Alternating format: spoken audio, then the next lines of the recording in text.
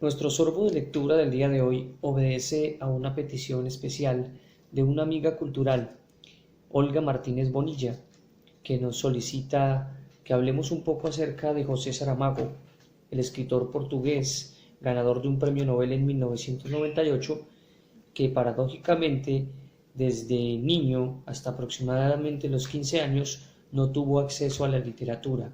Su madre, cuando éste tenía 15 años, tuvo que retirarlo de la educación formal y, por supuesto, siempre impulsándolo hacia el conocimiento de la literatura, le regaló un libro como ese propósito fundamental de la educación que también se puede hacer fuera de las universidades.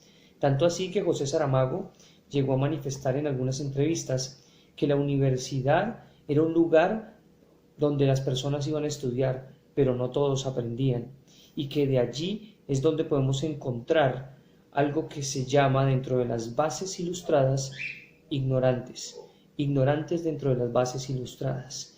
Este tema es bien interesante y Saramago lo habría de desarrollar durante toda su vida porque por supuesto nunca accedió a la educación formal. Después de dedicarse a la escritura, no asumió que era una necesidad ir a las universidades. Por supuesto, obtuvo doctorados honoris causa y títulos honoris causa en diferentes universidades, entre esos de las últimas, cuando ya estaba avanzado en edad, la Universidad de Granada. Entonces, vamos a hacer una breve lectura sobre José Saramago, de su famoso libro que le permitió ser Nobel de Literatura, Ensayo sobre la ceguera. Un libro que tiene una puntuación bastante particular. Sus signos de puntuación son un poco complejos a veces de entender, pero también va de la mano de lo que Saramago manifestó en su momento, y es que los signos de puntuación son como las señales de tránsito. Si no existieran, habrían menos accidentes. Entonces vamos a leer un fragmento de este texto que dice: Estoy ciego. No te veo. La mujer se enfadó. Déjate de bromas estúpidas. Hay cosas con las que no se debe bromear. Ojalá fuese una broma. La verdad es que estoy realmente ciego. No veo nada. Por favor, no me asustes. Mírame. Estoy aquí. La luz está encendida. Sé que estás ahí. Te oigo, te toco. Supongo que has encendido la luz, pero estoy ciego. Ella rompió a llorar. Se agarró a él. No es verdad. Dime que no es verdad. Las flores se habían deslizado hasta el suelo. Sobre el pañuelo manchado la sangre volvía a gotear del dedo herido, y él, como si con las palabras quisiera decir del mal el menos, murmuró: Lo veo todo blanco. Y luego sonrió tristemente. La mujer se sentó a su lado, lo abrazó mucho, lo besó con cuidado en la frente, en la cara, suavemente en los ojos. Verás, eso pasará. No estabas enfermo, nadie se queda ciego así de un momento para otro. Tal vez. Cuéntame cómo ocurrió. Todo. ¿Qué sentiste? ¿Cuándo? ¿Dónde? No, aún no. Espera. Lo primero que hay que hacer es llamar al médico, a un oculista. ¿Conoces alguno? No. Ni tú ni yo llevamos gafas. ¿Y si te llevase al hospital? Para ojos que no ven, seguro no hay servicio de urgencias. Tienes razón. Lo mejor es que vayamos directamente a un médico. Voy a buscar uno en el listín, uno que tenga consulta por aquí. Se levantó y preguntó aún: ¿Notas alguna diferencia? ¿Ninguna?, dijo él. Nada. Sigo viendo todo igual, todo blanco. Para mí es como si no existiera la noche. Y en este vaivén de palabras es sumamente complejo a veces lograr darle una fluidez, precisamente por la connotación de las puntuaciones. Una gran cantidad de comas podemos encontrar en el texto. Obviamente Saramago nos dice, si quitamos todas las comas, los puntos y demás signos de puntuación en general, pues naturalmente que un lector versado debería saber llevar el texto, debería saber tener una cierta fluidez del texto. Entonces, José Saramago tuvo unos referentes muy importantes. Cuando nos preguntábamos acerca de cómo un hombre sin haber tenido una educación formal podría llegar a desarrollar esa calidad de escritura. Nos vamos inmediatamente a pensar en cuáles son las referencias que maneja. Referencias porque nunca le gustó el término influencias, cosa que hoy en el siglo XXI es muy común. Todos quieren ser influenciar a otro. Entonces Saramago tomó como referencia a obviamente uno de los más grandes de la literatura de la lengua castellana, y fue el Manco de Lepanto, Miguel de Cervantes Saavedra. Igualmente a Franz Kafka y por supuesto al filósofo francés Michel de Montaigne, del que vamos a hacer una referencia con esta enciclopedia. Este consultor literario, que viene en 2 tomos, muy interesante. De estos consultores literarios, una edición de 1992, en ese momento yo tenía más o menos unos 6 años, 7 años, se podía ver a las personas golpeando puerta a puerta vendiendo las enciclopedias, una forma bastante romántica de compartir el conocimiento, y estas enciclopedias que se adquirían obviamente a través de créditos porque eran un poco costosas. Hacer una biblioteca, desafortunadamente, en esta sociedad, después de que se haya inventado la imprenta y que se haya desarrollado desde Johannes Gutenberg, y entender que los libros siguen siendo un bien casi de lujo, es sumamente complejo porque hay personas que quieren adquirir y acceder a la literatura y no tienen esa facilidad. Hoy creemos que con la tecnología nos basta y que allí podemos encontrar todo, pero no hay nada más maravilloso que tener uno de estos ejemplares en la mano.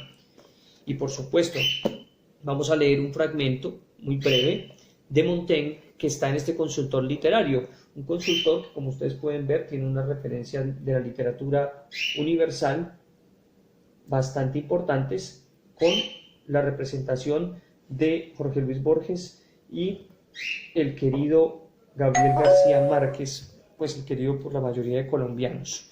No me incluyo en esa lista, pero habremos de leer en algún momento a Gabriel García Márquez también.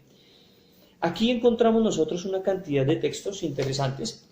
Hay obras íntegras, pero también hay brevarios, hay obras resumidas.